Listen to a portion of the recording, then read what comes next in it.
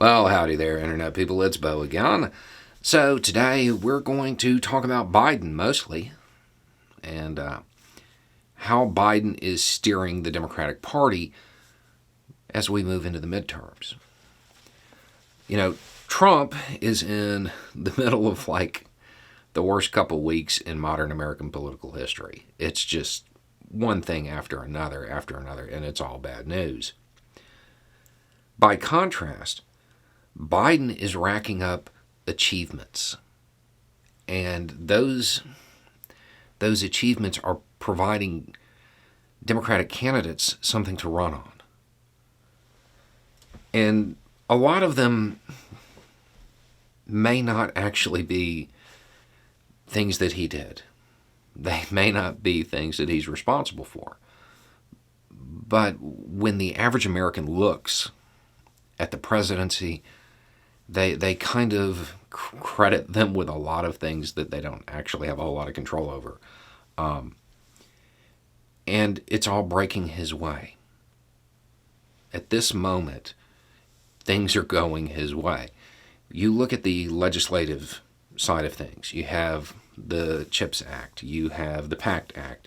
You have the Inflation Reduction Act. You have the Bipartisan Infrastructure Law. All of this stuff that he got through, that it gives Democrats something to run on.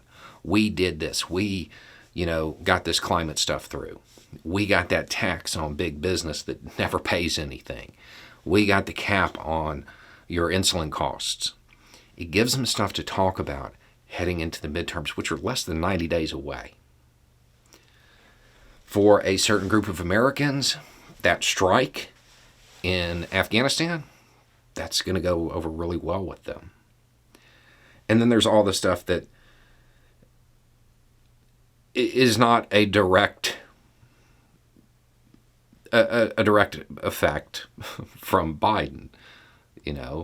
The job creation, record low unemployment, the expansion of NATO, the gas prices going down. Sure, he may have contributed to some of these things, but generally speaking, this isn't actually in the president's purview, not really under their control. However, that's not normally the way the American people see it. So he's going to get credit for this stuff, even if it wasn't him, or even if he didn't play a significant role in it. And then, on top of all of this, the way the legislation was pushed through, probably having something to do with a lot of his time in the Senate, it put the Republican Party in a position that it voted against things its base wants. I mean, the attack ads write themselves. They voted against vets. They voted against insulin. Not just has he provided Democrats who are running for re-election or running for office something to say, hey, look at what we did, but also look at what they didn't do.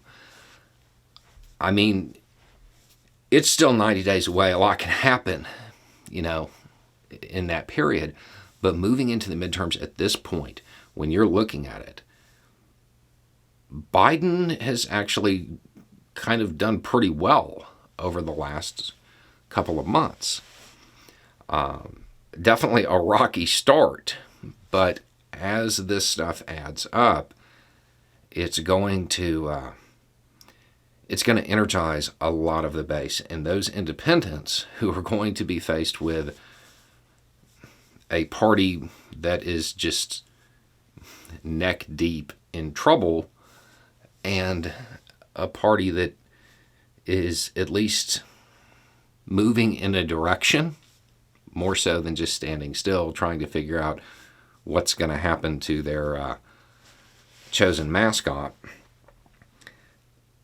I think they'll probably side with the party that's moving. And then I think one of the smartest things that the Biden administration has done is they're not really weighing in on Trump's legal issues. Can you imagine if Trump was in office right now and it was his opposition that was in this situation, was in the situation he's in, it would be nonstop. The Biden administration isn't doing it. They're not on Twitter slamming Trump. There's another accomplishment. Biden managed to stay on Twitter. I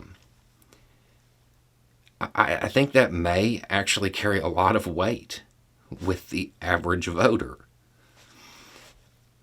There are even people on the Republican side of the aisle who are now saying that the Republican base is just exhausted with that style of leadership, with what Trump offered. They're ready to turn the page on it. If there are elements within the Republican Party that are feeling like that, it's probably true of those independents, those people who aren't strict adherents to any party. And then when you look at the results of the primary there with Cheney, and you realize that even though she lost, 1 out of 4 Republicans voted for the person who is trying to take down the face of the Republican Party. That's not a unified front. That's a party that has real issues. All the Democratic Party needs to do at this point is continue the path they're on and actually get out there and talk about what they accomplished.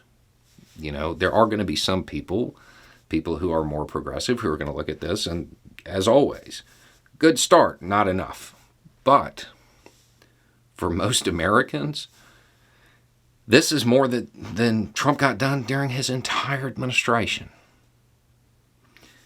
And because it happened so quickly, it might actually overshadow the very bumpy start that the Biden administration had. But there's also still like 3 months left. So let's see what happens. Anyway, it's just a thought. You have a good day.